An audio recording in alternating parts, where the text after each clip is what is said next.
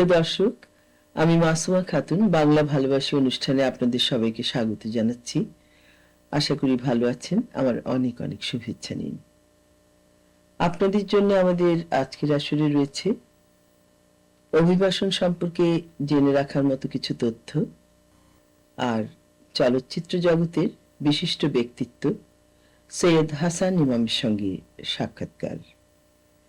তবে তার আগে আপনাদের সঙ্গে একজনের পরিচয় করিয়ে দেব, যিনি এখন থেকে নিয়মিত আমাদের অনুষ্ঠানে যোগ দেবেন। অনুষ্ঠান পরিবেশনা, উপস্থাপনা, সাক্ষাৎকার ইত্যাদি নেবেন। তাকে দেখবেন আপনারা নিয়মিত। দিনা মতিন, আসুন তার সঙ্গে আপনাদের পরিচয় করিয়ে দিই। দিনা, আমাদের অনুষ্ঠানে তোমাকে স্বাগত জানাচ্ছি। আপনাকে অনেক ধন্যবাদ মাসুমা আপা, আমাকে এই সুযোগ দেওয়ার জন্য, এবং দর্শকদেরকে সবাইকে অনেক শুভেচ্ছা জানাচ্ছি। দিনা, আমার মনে হয় যে তোমার সম্পর্কে দর্শকদের দু এক কথা বলি, তো দু একটি প্রশ্ন করি। জি, তুমি তো বাইরে বাইরে বেশিরভাগ থেকেছো, মানে বাংলাদেশের বাইরে, জন্ম তোমার বাইরে। তো এই বাংলা অনুষ্ঠান পরিবেশনা বা বাংলা গান এর প্রতি তুমি কি করে আকৃষ্ট হলে? এটা আমার ছোটবেলার শখ। ছোটকাল থেকেই আমার বাবা মা আমাকে অনেক উৎসাহ দিয়েছেন বাংলা গান করা, বাংলা কথা বলা, এবং এখন অনেক আমি পছন্দ করি বাংলা, মানে বাংলা চর্চা তোমার ভালো লাগে। জি জি, তো সেটা খুবই খুশির কথা, কারণ আজকাল যারা বাইরে বড় হয়েছে বা হচ্ছে তাদের তো সুযোগ কম, ব্যস্ততা বেশি, কিন্তু নিজের সংস্কৃতিকে ধরে রাখা বা নিজের ভাষাকে ভালোবাসা, সেই জন্য তোমাকে আমার ধন্যবাদ জানাতে হয়। এবং আশা করি তুমি নিয়মিত আমাদের অনুষ্ঠানে থেকে তোমার শখ মেটাতে পারবে। নিশ্চয়। আর আর এখন তো তোমার বিয়ে হয়ে গেছে, আশা করি তোমার স্বামীর কাছ থেকেও তুমি উৎসাহ পাবে এবং পাও। জি, নিশ্চয়ই আমি পাই, অনেক উৎসাহ দেয় আমাকে। আচ্ছা, তো তুমি গান করো আমি জানি, কোথায় গান শিখেছো? আমি শিখেছি ব্যাংককে, বিভিন্ন দেশে, বলতে গেলে বিভিন্ন দেশে শিখেছি। ব্যাংককে আমি থাকাকালী রবীন্দ্রসঙ্গীত শিখতাম। তারপর ইন্ডিয়াতে যখন ছিলাম তখন নজরুল গীতি এবং ক্লাসিক্যাল শিখেছি, এবং বাংলাদেশে কিছুদিন যখন ছিলাম তখন নজরুল গীতি শিখেছি আমি। আচ্ছা, তো এখন কি আর শিখছো নাকি শুধু গাইছো? আমি এখন শুধু গাইছি, তবে শেখার ইচ্ছা আছে। আচ্ছা, সেটা খুব ভালো কথা। চর্চা রাখাটা তো ভালো জিনিস। আর আশা করি তুমি নিয়মিত আমাদের সঙ্গে থেকে ভালো ভালো অনুষ্ঠান পরিবেশন করতে পারবে, উপস্থাপন করতে পারবে। আর এই সঙ্গে মনে হচ্ছে যে যেহেতু তুমি গান করো, প্রথম দিনে আমরা শ্রোতাদের সামনে তোমার খানিক গান পরিবেশন করব। জি, নিশ্চয়ই। তাহলে শ্রোতা বন্ধুরা, তার আগে অন্যান্য পরিবেশনা আসুন দেখুন। প্রিয় দর্শক, আজ আমাদের মাঝে একজন বিশিষ্ট ব্যক্তিত্বকে পেয়েছি। তার কিছু কথা আপনাদের শোনাবো। সৈয়দ হাসান ইমাম বাংলাদেশের প্রখ্যাত অভিনেতা। বেতার, টেলিভিশন, ছায়াছবি, মঞ্চ, প্রতিটি মাধ্যমেই তাকে আমরা দেখেছি। তিনি প্রতিভার স্বাক্ষর রেখেছেন। তার অনেক অবদান শুধু অভিনেতা হিসেবে নয়, বাংলা সংস্কৃতি, বাংলাদেশের স্বাধীনতা আন্দোলন, বাংলাদেশের রাজনৈতিক দুর্যোগের সময় সদা তিনি এগিয়ে এসেছেন। তার দুটো দিক, শিল্পী হাসান ইমাম, আরেকজন হলেন সংগ্রামী হাসান ইমাম। তো সংগ্রামী হাসান ইমামের কথা না হয় আজকের মতো থাক, অন্য মন নিয়ে আরেকদিন কিছু আলাপ করব। আজ আমরা শিল্পী হাসান ইমামের কিছু পরিচিতি আপনাদের সামনে তুলে ধরব। বিশেষ করে এই প্রজন্মের ছেলে মেয়ে যারা এখানে বড় হচ্ছে, তারা খুশি হবে হাসান ইমামের কিছু কথা শুনে। তো ভাই হাসান ইমাম, আমাদের এই ক্ষুদ্র প্রচেষ্টায় আপনাকে পেয়ে খুব ভালো লাগছে। এখানে বাঙালিদের জন্য আমরা সামান্য কিছু করার চেষ্টা করি। তো যেমন বলছিলাম যে আপনার শিল্পী জীবনের কথাই কিছু জানতে চাইবো। আমার যতদূর মনে পড়ে আপনাকে প্রথম আমি দেখেছি ড্রামা সার্কেলের একটা নাটকে, সে 60-এর দশকে। তো আপনার শিল্পী জীবনের গোড়ার কথা দিয়ে শুরু করি। হ্যাঁ, নিশ্চয়ই। বাংলা ভালোবাসীকে এবং বাংলা ভালোবাসীর দর্শকদের আমার পক্ষ থেকে এবং বাংলাদেশের মানুষের পক্ষ থেকে শুভেচ্ছা জানাই। এ ধরনের একটা টেলিভিশন প্রোগ্রাম এখানে হচ্ছে দেখে আমি অত্যন্ত আনন্দিত। বিশেষ করে নতুন প্রজন্মের যারা ছেলে মেয়ে, তাদের জন্য তো এটা খুবই প্রয়োজনীয়। যাই হোক, আমার জীবনের কথায় আসি। আমি ছাত্র জীবন থেকে অভিনয় করতাম, একেবারেই সেই স্কুল জীবনে না হলেও কলেজ জীবন থেকে। আমার ছোটবেলাটা কেটেছে পশ্চিমবঙ্গে, আমার মামার বাড়িতে। আমার মামার বাড়ি বর্ধমানে, আর আমার নিজের বাড়ি বাংলাদেশে বাগেরহাটে, খুলনা বাগেরহাট। তা আমি ছাত্র জীবনেই ওই অভিনয় করতাম। পশ্চিমবঙ্গের প্রখ্যাত অভিনেতা ছিল অজিতেশ বন্দ্যোপাধ্যায়, সে আমার ছাত্র জীবনের বন্ধু। একসঙ্গে পড়াশোনা করতাম আমরা, এবং একসঙ্গে অভিনয় করেছি। তারপরে যখন আমার পড়াশোনা শেষ হয়ে গেল, আমি সাবালক হলাম, মানে 21 বছর বয়স হলো, তখন আমি দেশে ফিরে এলাম। দেশে ফিরে আসা বলতে আমি আমাদের দেশের বাড়ি বাগেরহাটে যেতে পারিনি, আমি ঢাকাতেই চলে এলাম সোজা। এবং ঢাকায় এসেই আমি কিন্তু সাংস্কৃতিক জগতের সঙ্গে যুক্ত হয়ে পড়লাম এবং নাটক করতে শুরু করলাম। প্রথম নাটক মঞ্চ নাটক দিয়ে শুরু করি ঢাকায়, কাজী খালেক সাহেবের পরিচালনায় একটা।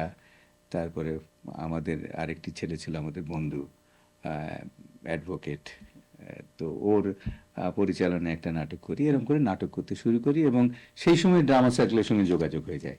তখন 61-র দশকে যখন রবীন্দ্র শতবর্ষ করছি আমরা, রবীন্দ্রনাথের জন্মের শতবর্ষ, সেই সময় ড্রামা সার্কেল 3টি নাটক করে সেই শতবর্ষ কমিটির পক্ষ থেকে। তার একটি ছিল রক্তকরবী, সেটাতে আমি বিশু পাগলের ভূমিকায় অভিনয় করি এবং আমার গান আমি নিজেই গেয়েছিলাম। আরেকটি করি যেটা আমরা রাজা ও রানী, সেটাতে রাজপুত্র করি, এবং তাসের দেশ, সেটাতেও রাজপুত্র করি। আচ্ছা, তো এই রবীন্দ্রনাথের 3টে নাটক তখন করি। এবং ড্রামা সার্কেলের আরেকটা নাটক করি আমরা, যেটা কালবেলায়, সাইদ আহমেদ সাহেবের লেখা। এটা আমার মনে হয় আমি সেটাই দেখেছি, মনে হয় ওটাই প্রথম দেখেছি। আমরা দিন 7 ধরে করেছিলাম, 7টা শো করেছিলাম কালবেলার। এটা ওই অ্যাবস্ট্রাক্ট নাটকের আমার মনে হয় এটা প্রথম মানে অভিনয় তখন বাংলাদেশে, মানে তদানীন্তন পূর্ব পাকিস্তানে। এই ধরনের নাটক এর আগে আর কোনোদিন হয় নাই এটা। তো যাই হোক, এইভাবে আমরা নাটক শুরু করি।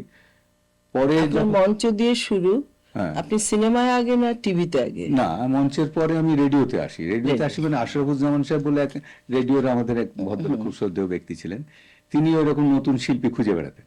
তো তিনি একটি মঞ্চ নাটক আমার দেখতে গিয়েছিলেন, কোথায় জানি না। তারপর তিনি আমাকে একদিন যোগাযোগ করে ডেকে পাঠালেন, বললেন যে তুমি রেডিওতে করো না কেন?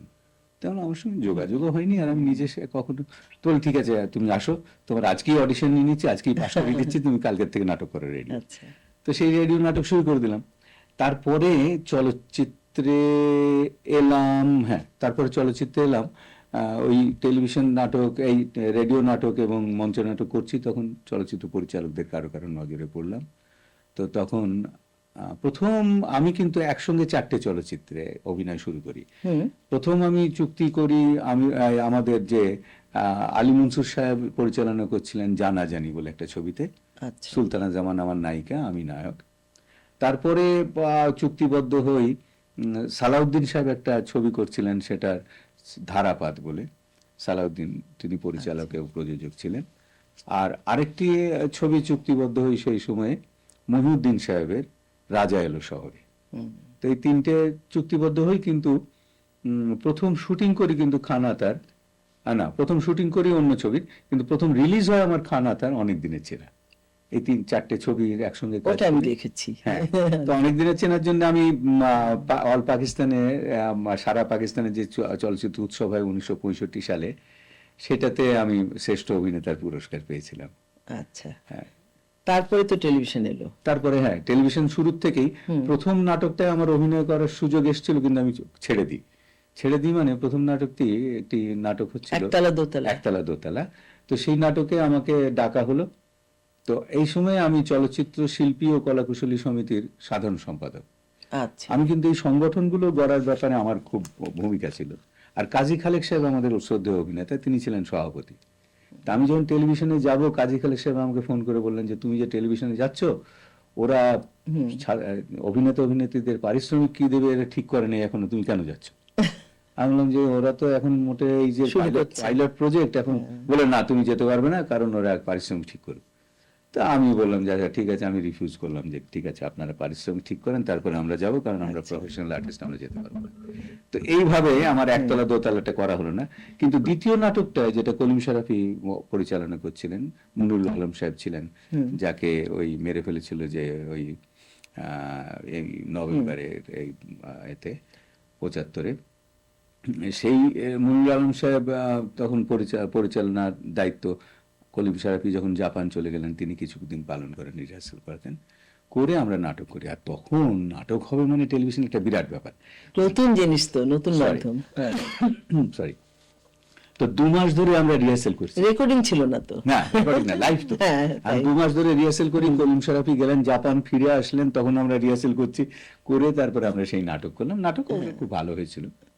তখন কিন্তু নাটকগুলো খুব চমৎকার হতো, মুখস্থ সবাই করে যেত একবারে, অবাক ব্যাপার। হ্যাঁ, একবার পুরো এখন ছেলেমেয়েরা চিন্তাই করতে পারবে না যে একটা সারা পৃথিবীর মানুষ, মানে দর্শক, সারা দেশের মানুষ তাকিয়ে আছে টেলিভিশনের দিকে, একটা ভুল করলেই সঙ্গে সঙ্গে ভুল ধরা পড়ে যাবো, তাই। এডিটিং নাই, কিছু নেই, সেটাই। এবারে স্টেজ নাটকের মতন আমরা করে যেতাম। আসলে তাই। আসলে টেলিভিশনে আমরা যেটা আমাদের মেমোরেবল যে দুটো নাটক আমার মনে হয় আমার পক্ষ থেকে, সেটা হলো মুস্তাফা মনোয়ার সাহেব বলে আমাদের যিনি প্রযোজক, পরিচালক এবং টেলিভিশনের কর্মকর্তা ছিলেন, তিনি 2টি নাটক করেন। একটি হলো রক্তকরবী, যেটাতে আমি বিশু পাগল করেছিলাম এবং এখানেও আমার গানগুলো আমি নিজেই গিয়েছিলাম। আর আরেকটি করেছিলাম আমরা এই শেক্সপিয়ারের টেমিং অফ দ্য সুর, যে বাংলা তর্জমা শহীদ মুনীর চৌধুরী। শহীদ মুনীর চৌধুরী বাংলা যে তর্জমা করেছিলেন, মুখরা রমণী বশীকরণ, বশীকরণ। সেটাতে আমি এবং আমার স্ত্রী দুজনেই করেছিলাম। মুস্তাফাও ছিলেন কদিন আগে, আমাদের মুস্তাফা ছেড়ে যিনি চলে চলে গেছেন গেলেন। আমাদের। তো মুস্তাফাও করেছিলেন, আমি করেছিলাম, তারপরে আপনার ভাই ফারুক ও করেছিল, সেটাই। তারপরে আমার স্ত্রী ও করেছিল। সেটা একটা উৎসবের মতো সারা পড়ে গিয়েছিল, মানে স্টুডিওতে জায়গা ছিল না, ডিআইটি চত্বরে সারা রাত শুটিং হতো, তারপরে অফিস শুরু হওয়ার আগে স্টেজ ভেঙে নিয়ে চলে আসতো, আর সবাই জেগে থাকতো, সবাই সেই প্রোডাকশনে থাকতো, সাংঘাতিক না? একটা পরিবারের মতো ছিল তখন টেলিভিশনটা। আমরা চলচ্চিত্র যখন শুরু করি তখন একটা পরিবার, ছোট থাকলে যা হয় আর কি, পরে বড় হয়ে গেলে সেটা অন্যরকম। সেটাই। তো সেই দিনগুলো সত্যি। আচ্ছা, আপনার টেলিভিশনে তো আপনি বললেন এই দুটো আপনার কাছে খুব স্মরণীয়, এই দুটো আপনার সবচেয়ে প্রিয় না? অনেক নাটক করেছি, হ্যাঁ, করেছেন তো অনেক। হ্যাঁ, কিন্তু এই দুটো আপনার, খুব আমার মনে, আমাদেরও, অনেকের দর্শকদেরও, আমরা যারা কাজ করতাম আমাদের ওই দুটো নাটকের কথা খুব মনে পড়ে। আর ছায়াছবিতে? ছায়াছবিতে আমি ওই বললাম অনেক দিনের চেনা ছবিটার জন্য আমি শ্রেষ্ঠ অভিনেতা পুরস্কার পেয়েছিলাম সারা পাকিস্তানে 65 এতে ফেস্টিভ্যালে। এরপরে খান আতার, ওটাও অনেকদিনের চেনাটাও খান আতার পরিচালনা ছিল, উনিও কিছুদিন আগে আমাদের ছেড়ে চলে গেছেন। আর খান আতার আরেকটি ছবি, আমি উর্দু ছবি করি। আমি অবশ্য লাহোরে, বোম্বেতে, কলকাতায়, করাচিতে এবং ঢাকায়, সব জায়গায় যেখানে যেখানে চলচ্চিত্র কেন্দ্র আছে আমাদের উপমহাদেশে, সব জায়গায় অভিনয় করে সুযোগ পেয়েছি, বেশি না হলেও মোটামুটি করেছি। তো ওই খান আতার একটি উর্দু ছবি করি, সোয়ে নদিয়া জাগে পানি, এই ছবিটার আমি নায়ক ছিলাম, কবরী নায়িকা ছিলেন। তো এই ছবিটা 1970 বা 69 মস্কো ফেস্টিভ্যালে পাকিস্তানের প্রতিনিধিত্ব করে এবং এখানে আমার ছবিটা, ওই ছবিটা প্রশংসিত হয় এবং আমাকে দেবানন্দ তখন এই চলচ্চিত্র জুরি বোর্ডের মেম্বার ছিলেন। তো উনি আমাকে শেষে এসে বললেন যে you have miss the bus by 1 vote, তুমি 1 ভোটের জন্য শ্রেষ্ঠ অভিনেতার পুরস্কারটা পেলে না, পোল্যান্ডের এক ভদ্রলোক পেলেন। তো এটা আমার একটা স্মরণীয় ছবি। এই ধরনের উর্দু ছবি কিছু করেছি। পরে যুক্তভাবে পশ্চিমবঙ্গে, মানে ভারতের সঙ্গে, যেমন শক্তি সামন্তর সঙ্গে একটা ছবি করি মিঠুন চক্রবর্তীকে নিয়ে, ওখানে ওটার নাম ছিল অন্যায় অবিচার, বাংলাদেশে আমার ছিল অবিচার। উৎপল দত্ত, মিঠুন চক্রবর্তী দেখে নিয়ে শক্তি সামন্ত, ওটা আমার দেখা হয়। তারপর ঋত্বিক ঘটকের সঙ্গে আমরা ছবি করেছি, যেমন আমি তাকে সহযোগিতা করেছি, সেটা ওই পদ্মা কি বলে, তিতাস একটি নদীর নাম। তারপরে গৌতম ঘোষ পশ্চিমবঙ্গে, তার সঙ্গে জয়েন্ট ভেঞ্চারে আমরা এই করেছি পদ্মা নদীর মাঝি। এই ধরনের আবার এই যে কারদার বলে পরিচালক ছিলেন পাকিস্তানে, তার পরিচালনায় পাকিস্তানেও করেছি কসম উস ওয়াক্ত কি, যেটাতে আমি নায়িকা ছিলাম। আর পাকিস্তানে তখন একটা রোজিনা বলে এক নায়িকা ছিল, সে নায়িকা ছিল। আবার পাকিস্তানের থেকে তারিক আজিজ বলে একটি ছেলে, সে নায়ক ছিল। আর আমাদের শবনম ছিল তার বিপরীতে নায়িকা। এটা ন্যাশনাল ইন্টিগ্রেশন একটা ছবি আর কি। আপনার সংগ্রামী দিক, আরেকটা দিক আছে, সেটাও একটা বিরাট ইতিহাস। তো আপনি মুক্তিযুদ্ধেও আপনার ভূমিকা আছে, আপনি স্বাধীন বাংলা বেতারে গিয়েছিলেন, সেই সেসব স্মৃতি তো অনেক স্মৃতি আছে। এবং আপনি চিরকাল বাংলা সংস্কৃতি, দেশের মানুষের স্বাধিকার, তাদের বিরুদ্ধে অন্যায়, এগুলিতে সোচ্চার থেকেছেন, এখনো আছেন। সেজন্য অসুবিধা পড়েছেন, কিন্তু আপনার আদর্শে আপনি অটল আছেন। আপনি একজন শ্রদ্ধেয় মানুষ। তো আপনার সঙ্গে তো অনেক দিনের পরিচয়, তবুও আমাদের দর্শকদের সামনে আপনাকে তুলে ধরতে পারলাম আজ একটা ঘরোয়া পরিবেশে হঠাৎ করে। সেজন্য আমার খুব ভালো লাগছে। আমারও খুব ভালো লাগছে। এবং আপনার সর্বাঙ্গীন মঙ্গল কামনা করি, সুস্থ থাকুন। আর অশেষ ধন্যবাদ আমাদের এই সময় দেওয়ার জন্য। ধন্যবাদ, নিশ্চয়ই আপনাদের ধন্যবাদ। এবং প্রবাসে এই যে বাঙালি সমাজের মধ্যে আমি যে আমার বক্তব্যগুলো তুলে ধরতে পারলাম, সেজন্য এই বাংলা ভালোবাসি কেউ আমার ধন্যবাদ।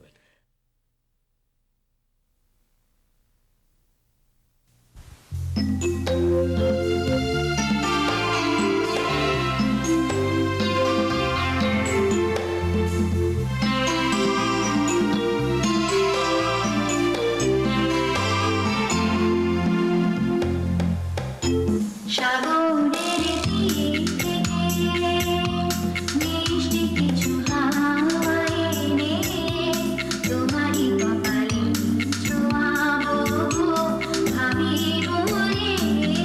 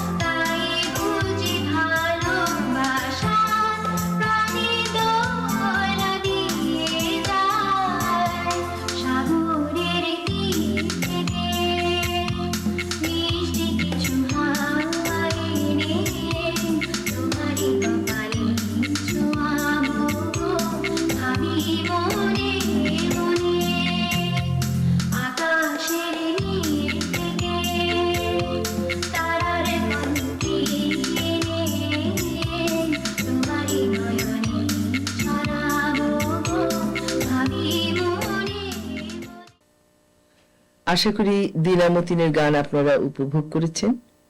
বাংলা ভালোবাসি অনুষ্ঠান আজ এ পর্যন্তই। আগামী সপ্তাহে বেলা 12:30টায় এই অনুষ্ঠানে যোগ দিতে ভুলে যাবেন না যেন। আপনাদের প্রতীক্ষায় থাকব। আমি মাসুমা খাতুন। আমি দিনামতিন। আজ আমরা তাহলে এখানেই বিদায় নিই। সবাই ভালো থাকুন। মেশি বাংলা ভালোবাসি, আমি বাংলা ভালোবাসি।